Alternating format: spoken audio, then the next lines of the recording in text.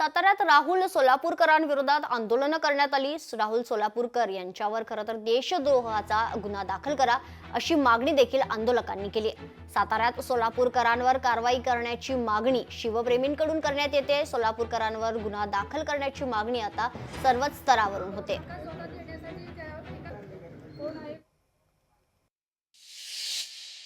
दिलगिरी म्हणजे जुजबीपणा आहे असं स्पष्टपणे होतंय।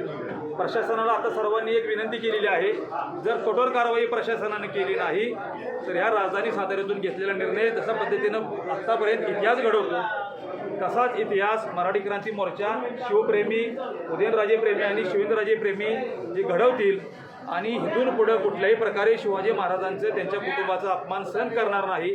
कायदा हातात घ्यावा लागला तर वेळप्रसंगी घेऊ, पण एखाद्याला शासन अतिशय उत्कृष्टपणे घडवल्याशिवाय राहणार नाही, याची दखल प्रशासनाने आणि शासनाने घ्यावी। कला क्षेत्रामध्ये काम करणारा माणूस चूक करूच शकत नाही, कारण उद्या ही प्रथा पडेल, अवमानकारक बोलायचं आणि परत जाहीर माफीनामा मागायचं, ही पद्धत आणि रूढ होऊन जाईल।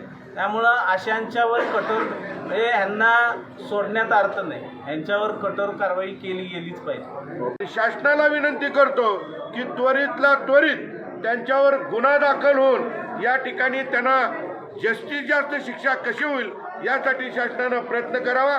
जर त्या ठिकाणी शासनाने दिरंगाई केली तर महाराष्ट्रातले या देशातले शिवप्रेमी ते सहन करणार नाहीत आणि मग त्याचा रोष या ठिकाणी राज्य सरकारला घ्यावा लागेल, त्या रोषाला राज्य सरकारला सामोरं जावं लागेल। म्हणून राहुल सोलापूरकरांच्यावर कडक कडक गुन्हा दाखल करावा।